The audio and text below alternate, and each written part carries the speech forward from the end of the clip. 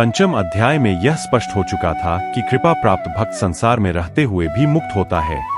अब ऋषियों के हृदय में अंतिम और सबसे सूक्ष्म प्रश्न उत्पन्न होता है। यदि भक्त मुक्त हो चुका है, यदि उसका अहंकार समाप्त हो गया है, यदि उसका जीवन सेवा और आनंद बन गया है, तो फिर उस भक्त और भगवान के बीच संबंध कैसा रह जाता है? क्या भक्त अलग रहता है या भगवान में एक हो जाता है? इन्हीं गूढ़ प्रश्नों के साथ ब्रह्म वैवर्त पुराण का 6 अध्याय आरंभ होता है। शौनकादि ऋषि सूत जी से कहते हैं, हे महामुने, अब कृपा प्राप्त भक्त और श्री कृष्ण के संबंध का वर्णन कीजिए। क्या भक्त भगवान को देखता है या हर स्थान पर अनुभव करता है? क्या उसके लिए भगवान कोई अलग सत्ता रखते हैं या वही उसका प्राण बन जाते हैं? ऋषियों का यह प्रश्न उस अवस्था का प्रश्न है जहां साधना समाप्त होकर अनुभूति आरंभ होती है। सूत जी उत्तर देते हैं, हे ऋषियों, यह जान लो कि भक्ति की पराकाष्ठा पर भक्त और भगवान के बीच कोई दूरी नहीं रहती। भक्त श्री कृष्ण को केवल मंदिर में नहीं देखता, वह उन्हें अपने भीतर, दूसरों में और संपूर्ण सृष्टि में अनुभव करता है। जहां पहले मैं भक्त हूं का भाव था, वहां अब केवल वही है का बोध रह जाता है। इस अध्याय में बताया गया है कि ऐसी अवस्था में भक्त का जीवन स्वयं भगवान की लीला बन जाता है। उसके कर्म, उसकी वाणी, उसकी दृष्टि, सब में श्री कृष्ण की छाया प्रकट होने लगती है। वह उपदेश नहीं देता, फिर भी लोग उससे सीखते हैं।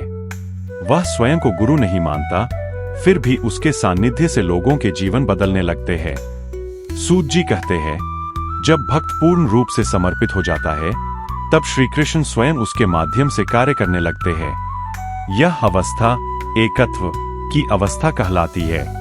यहां न भक्त शेष रहता है, न भगवान का भेद, केवल प्रेम और चेतना शेष रहती है। इस अध्याय में यह भी स्पष्ट किया गया है कि यह एकत्व अहंकार से नहीं, अपितु विनय से प्राप्त होता है। जो स्वयं को शून्य कर देता है, वही पूर्ण को प्राप्त करता है। जैसे नदी समुद्र में मिलकर अपना नाम खो देती है पर समुद्र बन जाती है, वैसे ही भक्त श्री कृष्ण में विलीन होकर श्री कृष्णमय हो जाता है।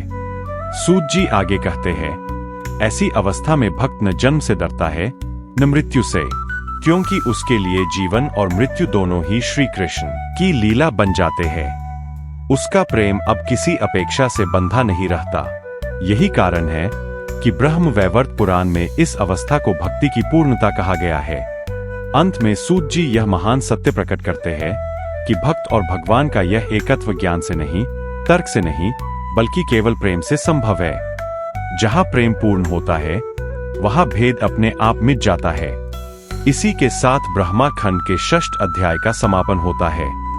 यह अध्याय हमें यह सिखाता है कि भक्ति का अंतिम लक्ष्य भगवान को पाना नहीं, बल्कि भगवान बन जाना नहीं, भगवान में खो जाना है।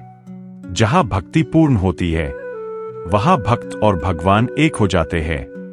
यदि यह अध्याय आपको भीतर तक शांत कर गया हो, तो समझ लीजिए भक्ति अपना कार्य कर चुकी है।